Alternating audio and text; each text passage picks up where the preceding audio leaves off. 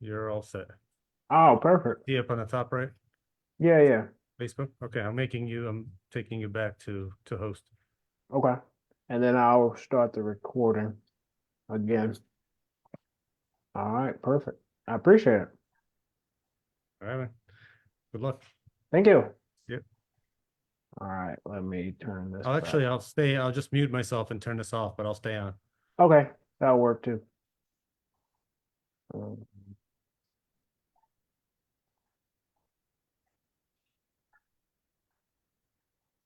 All right, perfect, perfect. So, Mark, did you have any specific questions? Because I also have a slide deck that I can Uh, share and kind of introduce myself, that sort of thing. And actually gonna pull up the Facebook Live as well so I can see if there's anybody with questions over there. I'm gonna do that mm, from my phone. mm. Yeah. Yeah, like the only question I had, you answered yesterday. So, Yeah. Remind me what that question was. oh, I wanted to go off grid. You know, Oh, yeah. There's a number of people that actually ask me that if they can go off yeah. grid. And there's no solar companies that I know of that will assist in that. Now, it would be something that a person could, I don't know, facilitate after the fact. I don't know exactly what that looked like. There's no training I've received on that. But Yeah. uh there's some benefit to staying on the grid though. Like, Yeah.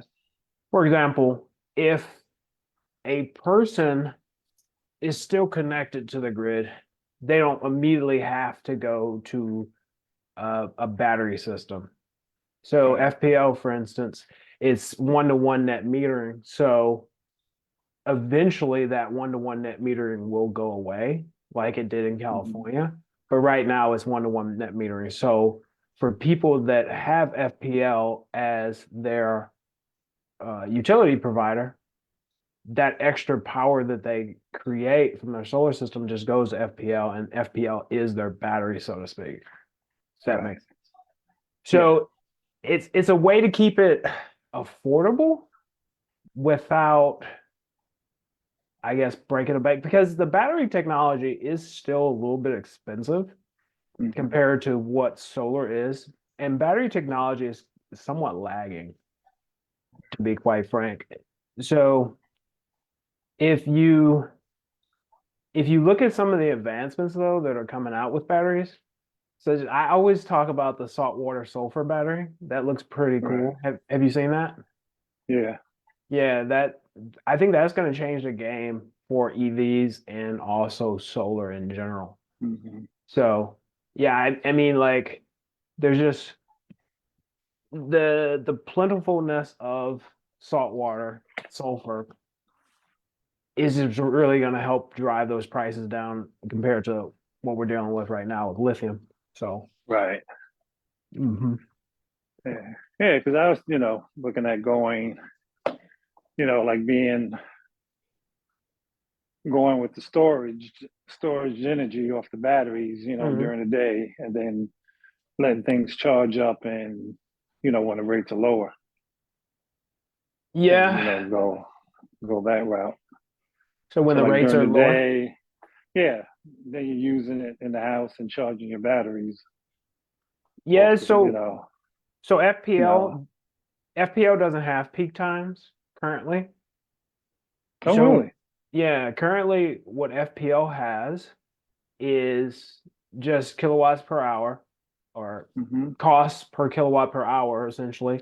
And as long as you are under 1,000 kilowatts per hour a month, you're set at about 12 cents. Now, when you go over 1,000 kilowatt hours per month, that's when they Mm-hmm. charge you extra. But it's not dependent, it's not a time of use thing yet. I Right. know a lot of utility companies have kind of transitioned to that, and yeah, I'm sure that will be an issue at some point. But currently, that is not the case with FPL. So Yeah. yeah, Yeah. In New York, yeah, that's New York has its it's issues as well. ridiculous. Yeah. Yeah, You gotta tell me. Yeah. Let me pull. I'm gonna pull this up though, and I'm gonna share my screen. So I just have something in the background. Mhm. Let's see here. Mm-mm. So like running the AC, Mhm. having that AC going, that that would take you over 1,000 watts. Not Or no? necessarily. Not No? necessarily. It really Huh. depends on the home. So if, for instance, can you see my screen fine? Yeah. Okay. Let me switch this here.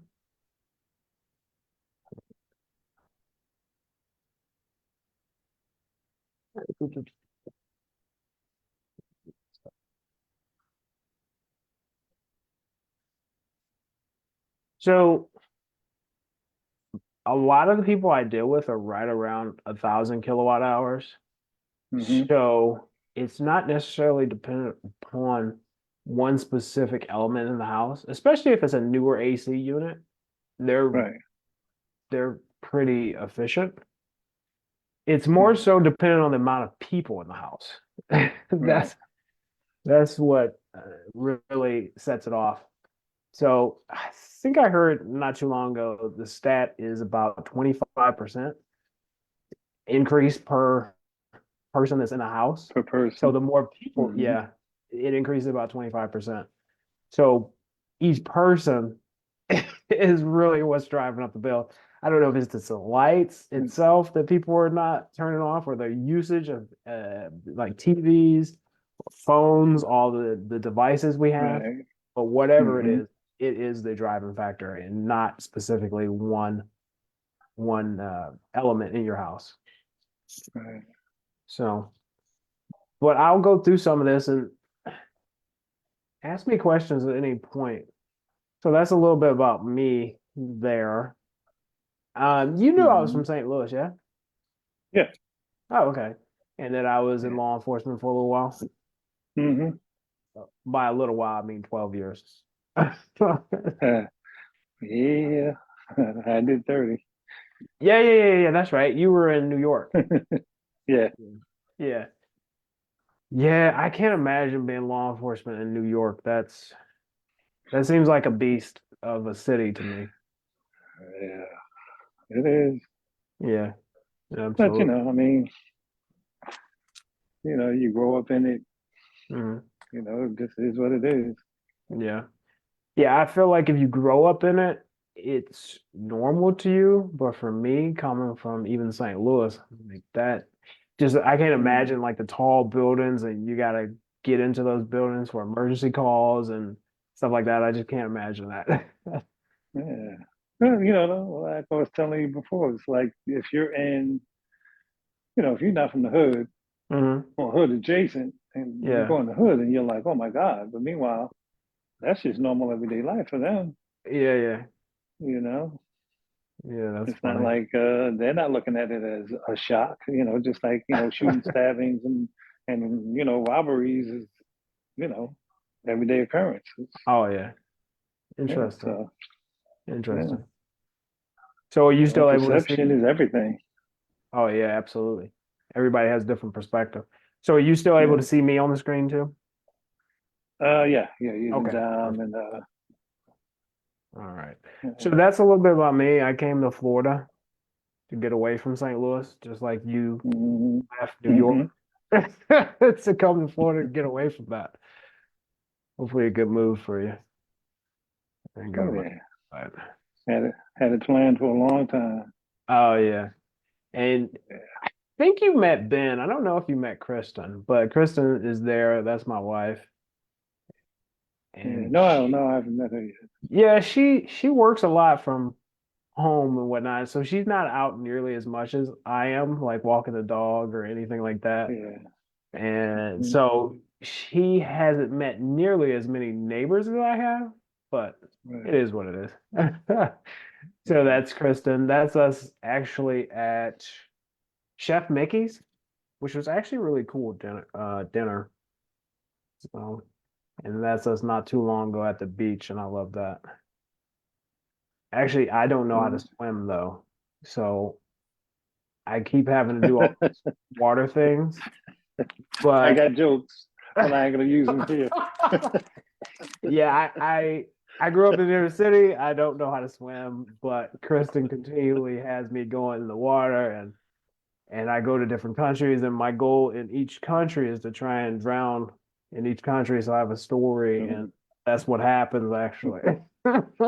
So yeah, I love it.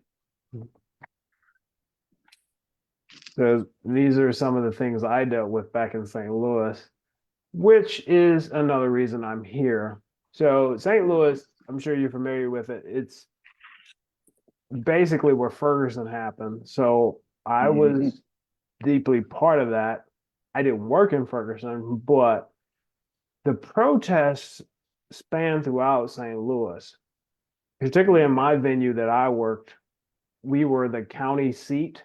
So for some reason, everybody wanted to come to our venue to protest because we were the county seat. So Mhm. yeah, but we end up having to go to like officer need of aid calls or just whatever in other venues that were adjacent to us. And so I ended up getting caught up in some of that stuff. The picture of the on the right is actually us, the police officers getting like semi surrounded by this group of protesters. And Yeah. what you can kind of see over there in the right is a police car with his lights Mhm. on. That's because we got Yep. cut off from our vehicles. Mhm. Yes, we're over here sitting Mhm. ducks. Been Yeah. there. Oh yeah. That was not a fun night. Not at Uh, all. And this is kind of what you see on the left. This is kind of what was happening as we were cut off from our vehicles. They were destroying our vehicles, and we could only watch. yeah. So it happens. Mhm. Hey, property over life. Yeah, absolutely. So this is me. One of the coolest things I was able to do in my career was I got two life-saving awards, and it was so crazy because fentanyl was really getting big at the time. And the first time that I was able to do a Narcan save essentially was this lady. She was going to turn herself in for, I think it was a 100-day shock treatment at jail. So she was Mhm. going for a drug charge. En route to the jail, she decides to get high one more time. And I see her, long story short, she's blue on the ground. So I was able to hit her with Narcan and she came back, but she was blue. And then, like a Yeah. week later, there was this guy passed out in his car and sweating and all that. And we were able to get him out of the car, hit him with Narcan, and, he came back too. But it was just really God that I was there at that time. I don't really Mhm. claim anything myself, but these people apparently only had minutes or seconds to live. And this guy that was Right. passed out at the wheel, it was freaking like 12 o'clock at night. No one was on the street. It just so happened I happened to come by. So that was kind of cool. Wasn't his time. No, no, he actually thanked me. Interestingly enough, he said he was just smoking weed, which Mhm. I've heard that with people getting weed and stuff is laced with fentanyl and stuff. And Yep. yeah, I believed him, but he also was drunk too. So he Yeah. was mixing a lot of things together. So Yeah. that's me Yeah. on the But left. yeah, Yeah, oh, yeah. you don't need, you know how fentanyl works. You Oh don't need yeah. much of nothing of that to take you out. Oh yeah. No, absolutely. So I see Russ Cooley, he's joined on Facebook. My slides are stuck for some reason on. Huh. Hang on, some people are asking what the Zoom link is.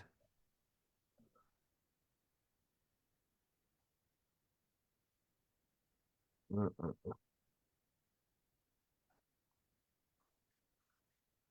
Hmm.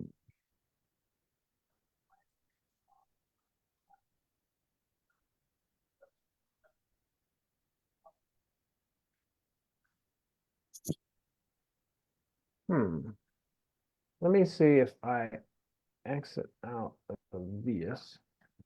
If when I'm doing this, no, it's still showing stuck. There's a delay on Facebook of like a minute or Yeah. so, but people need to migrate over to Zoom if they want to see. Oh, here it is. It's actually working.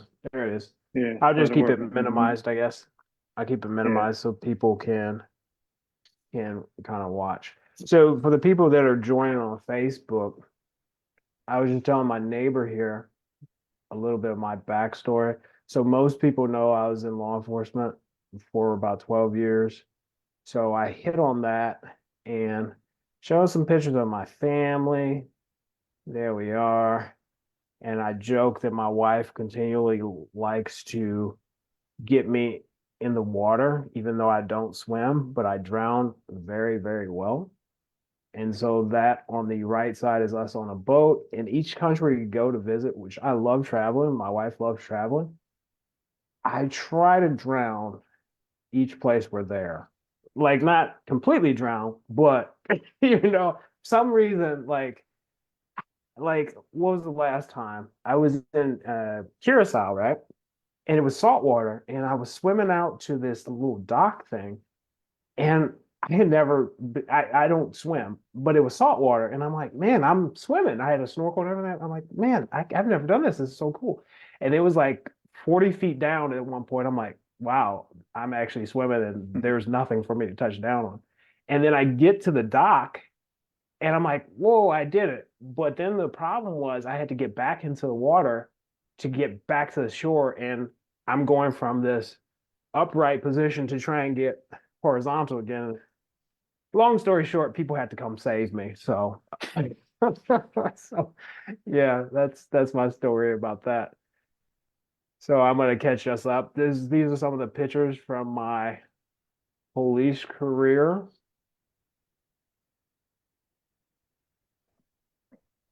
And some of the awards I got. Two of my favorite awards that I ever received were two life-saving awards. They were actually from the same thing. People were overdosing on fentanyl, and I was able to get there in time. Silly picture on the left. People know in law enforcement are called for everything.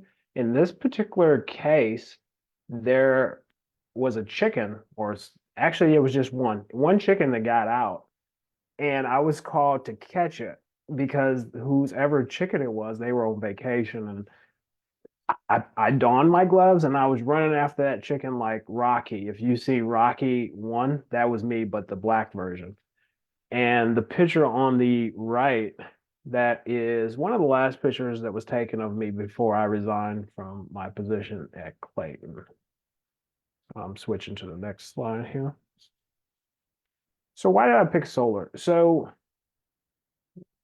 it kind of fell on me. It was kind of interesting. So I came here and I thought it would be super easy for me to get a job kind of in fraud investigations. What I put on the screen is a list of all the different places I applied to. And some of this is profound when you really think about it, you actually analyze this list. So I was like, man, I have 12 years of law enforcement experience. I'm decorated. I have no complaints in my career. I'm going to get some type of fraud investigation or federal law enforcement work, and I'll be good. That is exactly what did not happen. So I applied to like 160 jobs, over 160 jobs actually, and the doors kept closing. And I mentioned this to a couple people. I had said a very dangerous prayer early on in my job search. I had prayed that God would close every door that wasn't right for me and my family, and think he answered that prayer because if you analyze this list, I had even applied to like security jobs, which I'm way overqualified for, and I was not getting a call back. So it was super crazy. One of the craziest things was so I had applied to air marshals, you guys can see at line 68. I actually applied to them before I left St. Louis, and they just kind of ghosted me. But then I applied again when I was down here, and I had gotten far enough along in the process where I had a conditional offer and I had the papers in hand. It was like 2 weeks before my 37th birthday, which, if you're familiar with federal law enforcement, 37 is the cutoff. So I'm like, okay, I got this conditional offer. Everything's good, right? It seemed like it was. And like a couple of days after my 37th birthday, I get this email like, it didn't say happy birthday, but this is how I remember it. It was like, happy birthday. You're out of the process. So I'm like, what in the world? Why did I have to go through all that? And like I said, I prayed a very dangerous prayer, in my opinion, but everything kept leading me to solar. Even after I was in solar, I had applied the second time to air marshals and it just closed the door. But when I got into solar, I just fell in love with it. I fell in love with the idea of being able to help people. This is something essentially that's not an extra cost. People are already going to pay this money to the utility company. I'm just on the forefront of educating people and changing the way people look at things. So I compare it to any industrial shift that you have, seen in history. And to be on the front lines, to be part of that education, that's pretty cool. And that's the perspective I really like to have, or that's the perspective I like to show people, that it's just really a change in how people are able to get their utility. So I'm going to switch down here to this next slide. And some people wonder how solar works. So on this graphic, you see it here. So the sun beats down, hits those panels, the electricity goes into the house and is used, the extra goes to the utility company. And then on the right side, you see like a bank of extra electricity being stored. But then at nighttime, what ends up happening is when your solar system isn't working, essentially the utility company sends it back to you. Specifically, if you have FPL, it's 1-to-1. So for every ounce, you could say, of electricity you send to the utility company, they send you the exact same amount back, which is why I was talking earlier with Mark that in FPL, you really don't need a battery. The only reason you need a battery, or would maybe want a battery, is an outage. That's the only reason. A lot of people, I think, that batteries are super special. They're not. It's just for, at least for FPL, it's just for the outage. In an outage, solar does not work. And I always like to tell people that because they have some crazy ideas, because there's not a lot of education as it relates to solar. The reason solar shuts off in an outage is because that power that you see in this graphic that's going back to utility company, well, if it was still doing that, the line workers would get electrocuted. So that's why there's automatic shut-off switches in every solar system.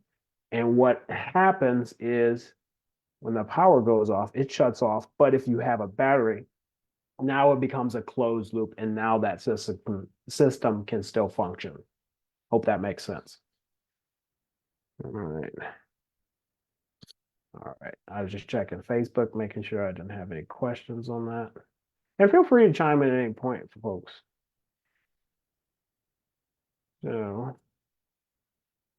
So here's a update. So yeah, there's a chunk of people that don't want to have solar panels, as you can see from this update that was in 2022. A lot are kind of curious. There's this trend, so to speak, and you'll kind of see it in the next slide. It's basically, once you get the ball rolling, once the rock starts rolling down the hill, now it becomes part of society and the culture. So, okay, hang on. I was just making sure this is working. Okay, and what's interesting about this, I'm going to switch to this next slide here. Solar data. So this chart keeps getting put out. And what I want to kind of bring your attention to here is this 15% that's in the bottom right side. So this number was lower last year, and it was even lower the year before. But what's happening is, essentially, because of the amount of solar that's been installed, this number's continuing to go up. And that's really the goal of the Inflation Reduction Act, is to get at least 10% of the US on solar by 2030. So once stuff hits about 20 or 10%, that's when, in studies I've been hearing, that things start really moving. So that's when society starts changing. What I also like about this chart here is you can see right here on the left side how much solar some of these major companies have, like Meta, Amazon, Apple. The reason for that is really simple. The government essentially pays them to go solar. Let me explain. So there's an investment tax credit that anyone can get, you know, as long as they can qualify for it with the help of their accountant. But it's available to everyone, okay? Now, what it is, as long as you're a tax-paying person that can have that tax burden that it can work with, essentially, is it covers the cost of installation, which it covers essentially 30%. That's fantastic, right? Because installation itself, people say it's free. It's not free. You've already paid for it in your taxes.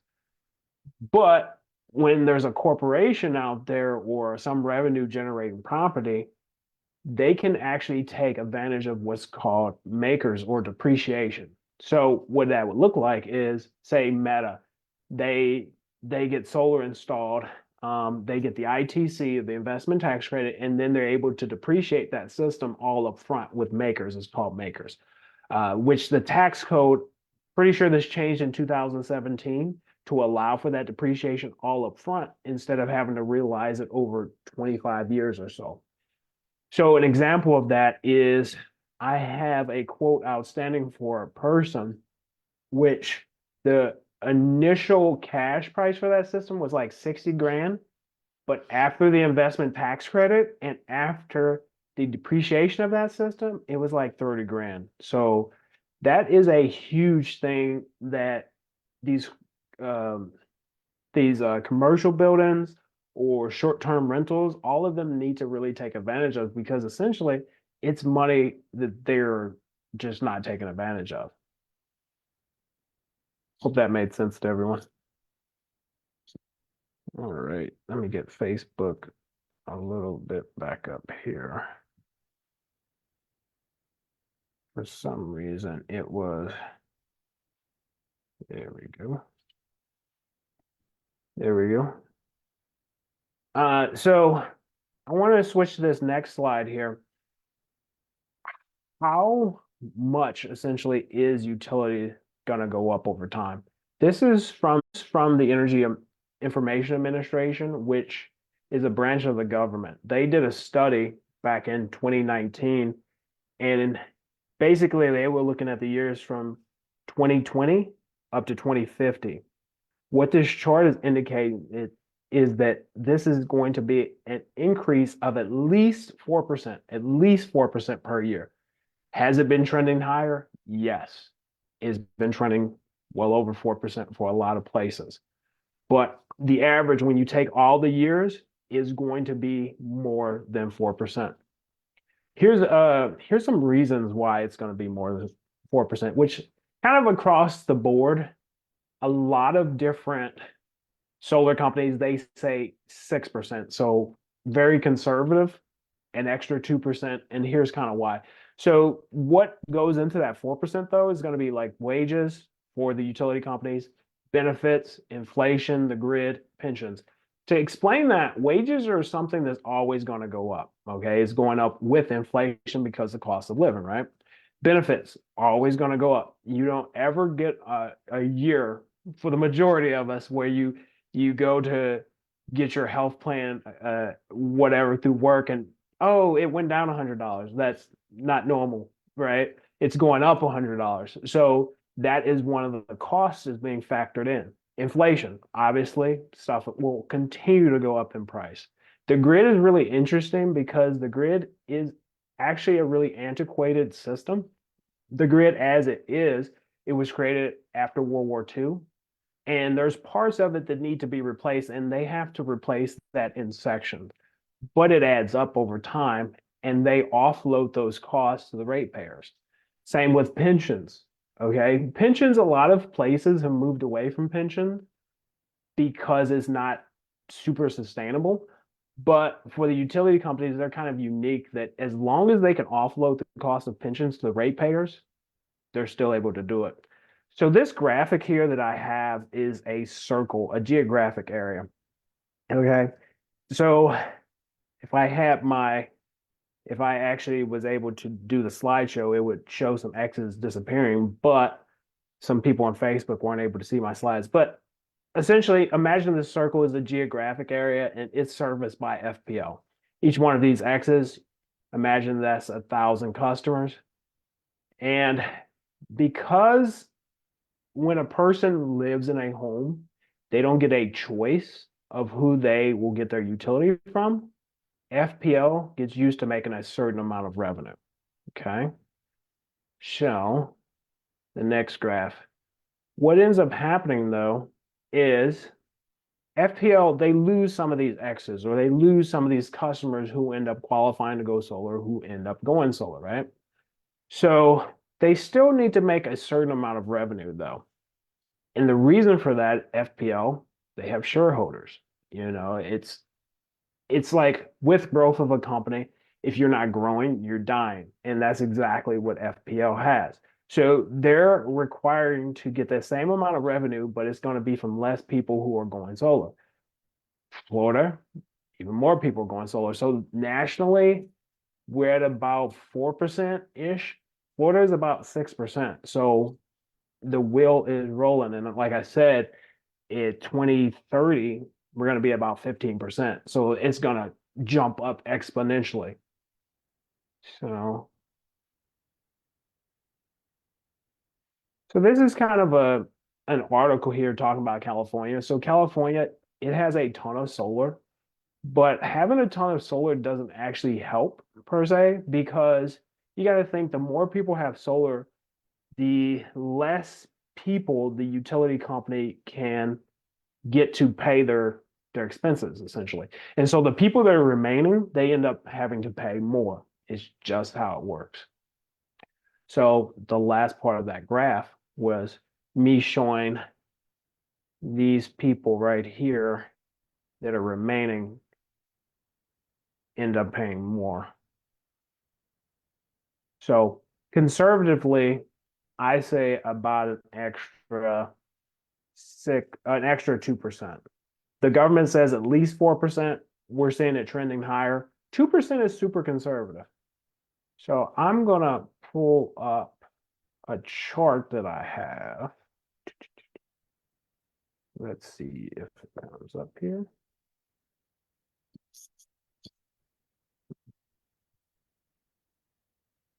New share.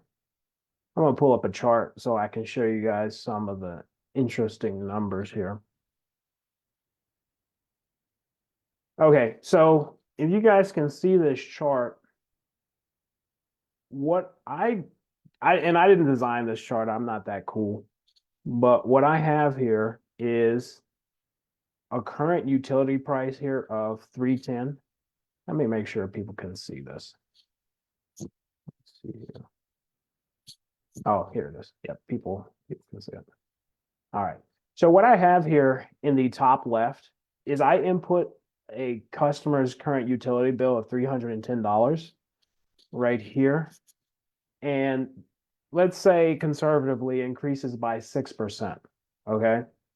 So right in this left column, you can see the first year is 310. And as we go down to year 2, 3, 4, 5, you see it's steadily increasing each year. And what that ends up being over time is when you get down to year 25, that 310 has jumped up to 1,000. Just say this simply, $1,255. Now, some people were wondering how that's possible. Well, inflation. So one of the best examples I've come across in my experience in solar is the cost of gas. And I ask some people sometimes, hey, what was the cost of gas 25 years ago? And we're right at 2024. I looked it up for just even 20 years ago, and right at not 20 years ago, about 23, 24 years ago. So right around 2000, gas was right at $1. So today it's right about 340 something is what I saw at the pump. So it's gone up over 3.5 times. And that's exactly what we see here. So year one is 310. And then when we get to 25 years, look, it's jumped up over 3.5 times. But there's other examples you can really look at too. Think about the cost of milk, think about the cost of eggs. All these things increase over time. People that are extreme, or I would say something silly. People that are old or mature have seen this in every facet of life. Think movie tickets, how much those have gone up. Very interesting. I'm gonna give you guys another example. Well, actually, I'm gonna show you kind of what the solar cost for this guy was. So this is 310. That was if he stayed with the utility company, right? So for the solar side, we were able to get him a payment of 260. What happens with that solar payment is it doesn't change at all. It stays the same. And so solar itself, yeah, you might see some day one savings. So this guy, he was saving about $50 a month. But the beauty of solar is it stops the clock, so to speak. Best way to describe it is if a person is renting, that landowner is always going to be increasing the cost of that unit where they're living at. Okay. And some people opt to buy a home because they want a mortgage that's not going to change, a fixed mortgage. Over time, though, the rent that goes up, mortgage doesn't go up. So that's a perfect example here of this solar payment, this 260. Okay. So 260, if you go to this third column here for the payment, it comes out to 3120 for the year. Okay. And each year, you know exactly how much you pay. And then what ends up happening, you come down here, and over 25 years, this person's paid $78,000 for their solar system. But if they had stayed with utility system, it would have been over $200,000. You can kind of see that up here at the top of this chart at year 25, if everybody's following. Year 25, you're at $204,000. So what that person would save, so remember, this is the utility price at 25 years, $204,000 versus the solar in that same time period is $78,000.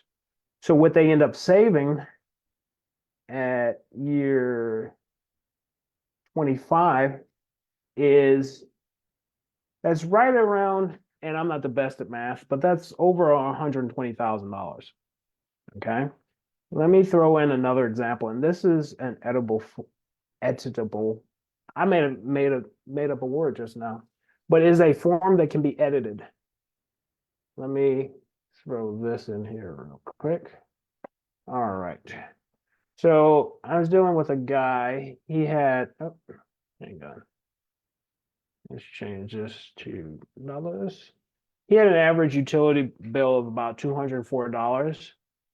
We looked at a solar payment for him.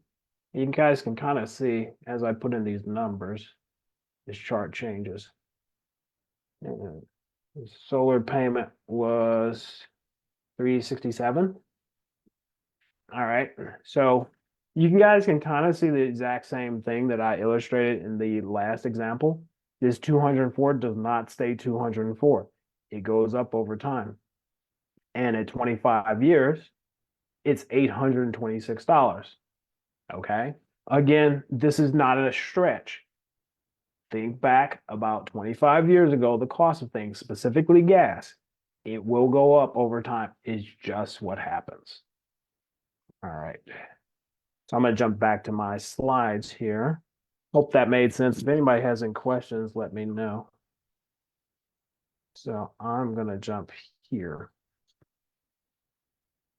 And let me switch over to this other slide deck here. All right, so my slide deck should be coming back up. So here's the reason a lot of people are curious about solar. A lot of them hear that it's free. It's not really free. I mean, you pay for the installation for the fact that you pay taxes. But here's why people choose to actually go forward. It's because there's nothing out of pocket up front. Yes, there's a monthly payment, but as far as the installation, there's nothing out of pocket right now. Eventually, that investment tax credit that I was talking about, that 30%, that's scheduled to go away in 2034. Don't quote me on the year, but it's after 2032. And it was actually stepping down right during, it was stepping down actually right kind of early on in COVID. Like it was going down to, I believe it was 26% that it went down to, but the Inflation Reduction Act actually jumped it back up to 30%. There's a reason for the fact that it's going to go away. The big reason, though, is there'll be enough buy-in by society. Remember, at 2030, it'll be around 15% of all houses in the US have solar. That would include some commercial as well. But 15% of the population will have solar. And at that point, they don't really need to pay or incentivize people to go solar. So eventually that tax credit is going to go away. So yeah, it can increase the value of the home. I like to be transparent on that. Like in California, it's a no-brainer. It increases the value of the home because they have so much solar. It's well integrated into how appraisers appraise a home. Now, here in Florida, the real estate market is catching up. So what I mean by that is a lot of realtors are not green certified here in Florida. So a green certification helps a realtor actually price a home with solar a lot better. And there's just extra training they might have. Like for instance, you could get a green certified appraiser out there who can properly appraise that home to add in that valuation of solar. That makes sense. And a home itself that has solar can get what's called a Pearl certification. So these little nuances is why sometimes you might hear realtors say, "Oh yeah, I sold a house and it didn't have the solar that was on it didn't have any effect." Well, chances are they didn't actually have any training on solar and they didn't know exactly how to list that home. Because if I told somebody, "Hey, this house it has solar," but I didn't say, "Hey, this last homeowner, they were originally paying like $200 a month on average, but now their average bill that they're paying for their solar payment is $100." I think that would make sense to a lot of people, but if you leave out those details, you don't add in the value proposition to it, a lot gets lost in translation. Nothing against realtors. It's just solar is kind of catching up to society. So yeah, I talked about the 30% tax credit.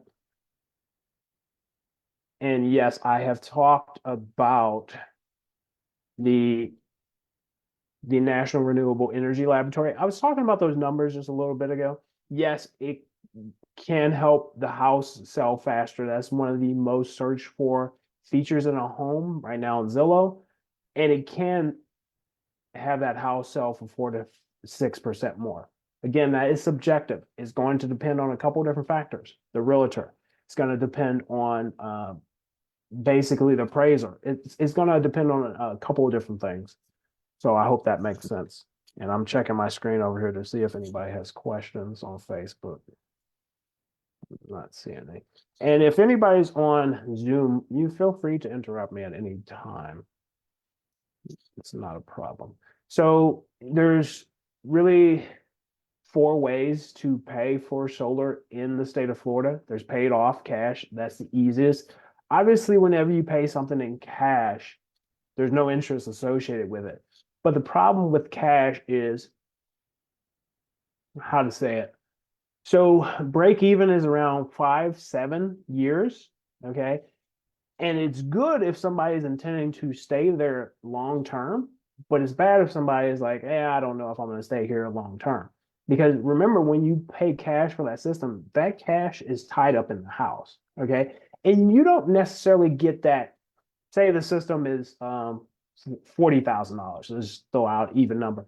You don't necessarily get all that $40,000 back when you go to sell. And so it can be kind of a gamble unless somebody is certain they're going to stay there. Not to dissuade anybody from using cash. It doesn't change anything on my side. I just want to lay out the transparency of that. Hey, you don't necessarily get all that back because best case scenario, you get 4 to 6% higher of what your house is worth. So to take your what is worth now and you add 4 to 6% on it potentially. Okay. So that's the cash price that we are talking about. That's the cash option. Of course, there's finance, 0 upfront. There's tax incentives associated with it. There's an immediate savings. There's a lien on the system itself. And a lot of people talk about being a lien on the house. That's not true. There's a lien on the system itself. Just like when you go to purchase a car, there's a lien on the car. That's so you can't just go sell it. Okay. So that's how that works. Now, loans right now, they're okay, but they are affected by the interest rates that are happening throughout the country. So think they're essentially just imagine that they're a little bit higher than what they were pre this kind of inflation thing that we have going on. And so a lot of times I suggest a lease to people if it fits their situation. Now, everybody's individual, right? So I wouldn't suggest a lease necessarily to a commercial property because with a lease, they're not able to take advantage of the ITC and they're also not able to take advantage of the depreciation. So I would want that on the finance side. But on the lease side, what's cool about leases is it ends up being cheaper day one than a loan. Okay. And that's primarily because the investment tax credit is not associated with it. But also there's no dealer fees associated with a lease because the person doesn't own it. When we talk finance, there's dealer fees associated with it. Essentially, it has to do with the interest rate and stuff, and depending on where you take it in the interest rate, because we have about 200 finance options, but where we decide or where the person decides they want to have their interest rate depends on how much or how little the initial dealer fees are. So trying to keep it simple though. So why are leases kind of cool? So hang on here, my slide. There we go. Leases are pretty cool in Florida because it does not touch homeowners insurance. Big issue in Florida is homeowners insurance, and people have this fear of being dropped. Well, they don't necessarily drop you, they raise your rates. Now, there are a number of solar friendly companies. I know just right away at least 9 solar friendly companies in the state of Florida. Okay. I have friends that have solar on their homes. I believe one friend has Geico. It had no impact on his interest. Why am I saying interest? His insurance costs at all. So some of the information people have as far as it raising your rates and stuff, some of that's a little bit outdated. It's catching up. Now, I will talk specifically to roofs though. Now, if a roof isn't current with modern hurricane standards, that could potentially cause an issue. So if that roof, if a homeowner was trying to put solar on a roof that wasn't properly strapped, yes, that could pull that system off and that roof off. But as long as that roof is properly strapped, that solar system, that roof isn't going anywhere. So that's one of the misconceptions people have as it relates to roofs and insurance and, oh, they'll drop me. Well, if people are concerned about that, leasing is actually the best option for them. I love leases, but again, I'm going to do whatever is best for that individual. What I specifically like about leases though, too, is there's 3 options at the end of that lease term, which is 25 years. So the person can opt to have the company come out and remove the system. So the home, actually there's 4 options. The person can opt to have the company come and remove that system, which is already included in the price. Okay.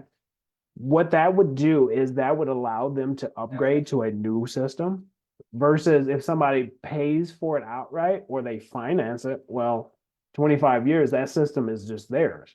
Okay. There's eventually that system degrades over time, and eventually they would need to have it recycled. But when we're talking a lease, since they don't technically own it at 25 years, hey, come get this system. I'm ready to upgrade. Cool. So they don't have to deal with the recycling portion. So that's one option. Second option is the finance company can say, okay, you can keep it. Okay. The person doesn't have to accept that, but essentially that is an option. Also, the finance company, they can request it back. They can come get it, essentially, because remember, it is theirs. And the fourth option is that person who has the lease on that system, they can extend it. And there's different terms at which they can extend it. There might be a good reason why a person would want to extend their lease. The reason is simply because the longer that lease is, the more coverage they have on that system, so to speak. Because as long as the leasing company owns it, they have to do all maintenance on it. So hope that makes sense. So why power? I worked at a different solar company before. I worked at Momentum. Nothing against Momentum, but just who I am as a person, I like the culture of power and just being able to go out and add value to people. And so when I really learned about power, it really resonated with me. So power, they're really kind of like a crunchy company. And who was that to introduce me to that term? I think it was Sherry. So a crunchy company is really some company that's more interested in the environment, which they are, which is cool. So yeah, there's profits that are there, but ideally they're looking out more for the environment, which then translates to not trying to gouge customers on price. And that's simply what it is. Now, when I came over to Power, I wanted to work for myself, which is actually what I do. But this is a little bit about what we have as part of our resume. You see, for experience, we have over 25,000 successful installations. That's throughout the United States because we're in 22 states. Okay, we're the fastest growing residential solar company, period. We're growing so fast because we have a scalable system and it is something that we compete very well with these older solar companies that have a very rigid way of doing solar. So, peace of mind. If a person goes and they buy a system using a lease, not a lease, a loan or cash, there is an option for a 30-year warranty. That's bumper to bumper. So that's roof penetration, that's the system itself, all that is completely covered, which is really cool. Satisfaction, 5-star on Yelp, A+ BBB. We respond to any issues people might have with that sort of thing. I don't like to throw shade, but there's a lot of solar companies out there. There's 400 in the state of Florida, over 400 in the state of Florida. They're popping up every day. There's over 10,000 in the United States. I believe last I looked, it was over 11,000. Having an A+ BBB is important, but having these other things on our resume, fastest growing, these installations and all that stuff, that's an indication that we're going to stay around. I don't know how many people I've talked to in the last couple months that said, oh, the person who installed or the company that installed my solar system, they went out of business. How do I get this thing serviced? Well, it's not really as much of an issue as people think, but it's a little bit of a barrier to entry. Let me explain. So the manufacturer for the panels, the manufacturer for the inverters, which is the solar system, you might say, the warranty is through them, not necessarily the company. Okay. So if a company goes out of business, they can still call the manufacturer and have that manufacturer assign someone to come out and service it. The problem with that is a little bit more barriers to entry. Obviously they have to jump through a couple more hoops, which is why it's nice to see a company like Power having such a hold kind of on that market. We're not going anywhere. We're cash positive. We're one of the few solar companies that is cash positive. We have millions in the bank. A lot of solar companies operate off of a very different model than we do. I want to touch on responsibility. So when people get solar installed or when solar components are mined and all that, it does create some amount of carbon. So what we do, which is pretty unique, is that we plant trees to offset 100% of that carbon. So that's cool. We also support reforestation of Amazon rainforest. And one thing, if you ever seen any of Power's publications or their social media, they like to go to other countries. We like to go to other countries and build out places in these other countries, impoverished areas, because again, that is the culture. It's more about the environment. It's more about people than just profits. This next slide is kind of what I was already talking about. We are 4 years running on the Inc. 5000, which is quite a feat. I forget what the number was. I don't think anyone actually looked it up to see how small of a percentage is possible to actually make the list 4 years running. But we continue to do that, and it's because the value really we bring to customers. And again, a lot of solar companies are using a really outdated model, whereas we're able to come in and do something a little different and meet customers where they are. Again, here we're talking about some of those crunchy numbers that I was saying. Yeah, we sequestered this amount of carbon. I mean, I love it. So when I got into solar, I wasn't really that much for the environment, but the more I'm in solar, I'm like, okay, this is cool. Like, because you got different ideas on both sides of the aisle. It doesn't matter. The fact is, though, this is our earth. I believe we were put here by God to take care of it. So whatever we can do to make it where it's better earth for our kids, I'm all for it. Again, I talked about that 30-year warranty already.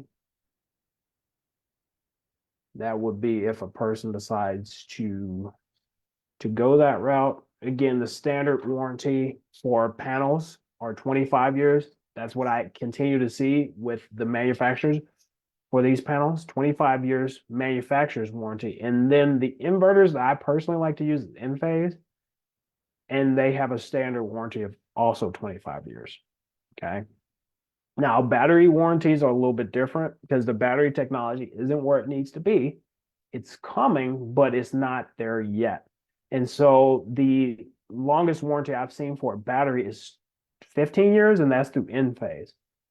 But one of the reasons I love leases so much, particularly our leasing partner, is they warranty, if a person wants to go with the lease, they will warranty that battery for 25 years.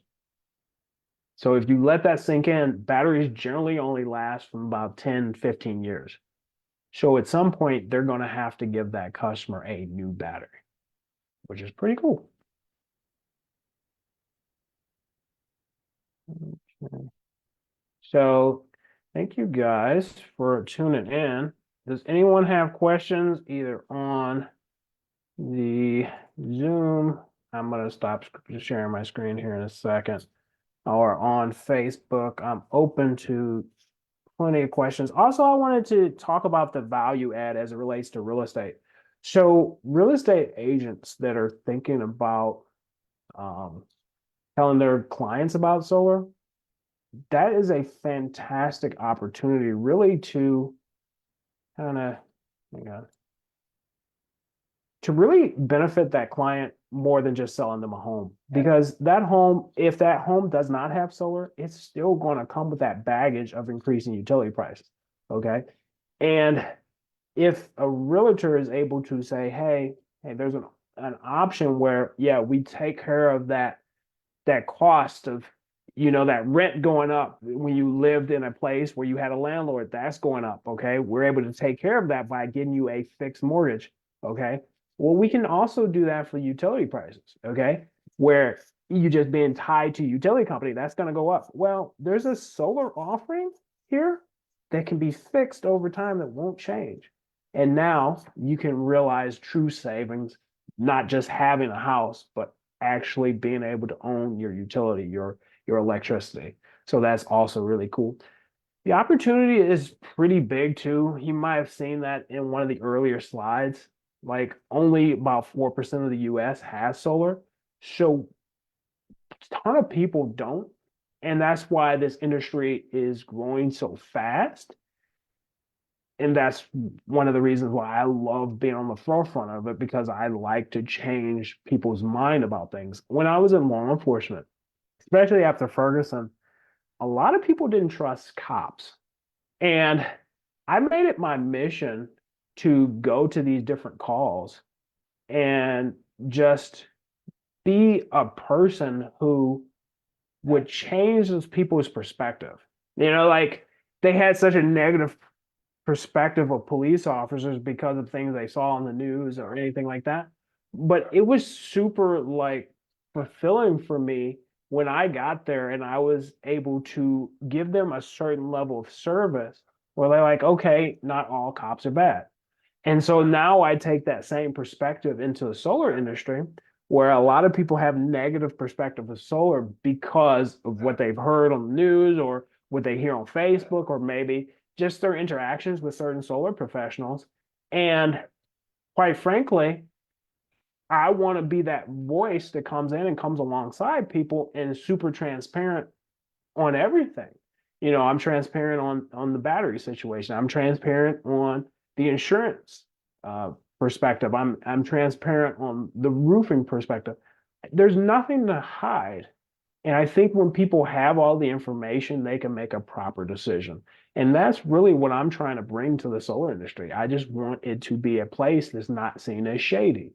And because sometimes people see that. Like, I don't know. I haven't had a ton of great experience with people knocking on my door, and nothing against, like I said, nothing against people knocking on doors, but some of them are very aggressive. And I don't want that to be the only perspective people have of solar. I personally don't door knock because I'm trying to talk to people that don't buy from people at the door, because that's the majority of America, I believe. Okay. And so majority of what I do has to do with Facebook and networking, because I want to educate people in a way that's not just at the door. I want to build relationships. So yeah, I did want to touch though on the value add too. So roofing companies I'm definitely looking for, because a roofing company that does not have solar as an offering, they're losing $5, $10, $15,000 per roof that they do. The absolute best time to put solar on a home is when the roof is new. Let's just be real. About 15 years, you need a new roof. Okay, that can be something that eats into some of those savings. Okay, actually, I had a quote not too long ago, like a week ago, for somebody that was getting their roof replaced and they needed their solar panels removed. Okay, it wasn't as negligible in the total cost of the system, but at the same time, we don't put solar system on a roof that's 12 years old. First is unethical, but second, in 3 years, they're going to have to get a re-roof or somewhere along those lines. And then they're going to be pissed at us, right? So absolutely the best time to have solar put on a home is when that roof is new or newish. Okay. Now, a roofing company that does not offer solar, like I said, they're losing $5,000, $10,000 per sale. Now, to explain that, why I'm looking for roofers is I'm not trying to buy their leads like most solar companies do. I'm actually trying to bring them on and build out their solar division for them, where they have full control. They don't install any of the solar themselves, and they don't have to buy any equipment, but they are able to come on to power as an enterprise and they are able to take advantage fully of our financing options, which we have about 200 finance options. When they end up taking a roof and they pair it with solar, they are able to take advantage of all 200 of that finance options, right? And our finance options are better than roofing finance options, right? But also when they pair roofing and solar together, we can, when it's bundled together in one contract, they're able to take advantage of the investment tax credit. So the investment tax credit normally only applies to the solar system. Remember, the investment tax credit is 30% of that total cost of the system, which typically covers the installation. But when you have roofing and solar in the same contract, it's not just the solar anymore. Now it's 30% off roof and the solar, which makes it a very competitive thing for a roofing company to have solar as an offering.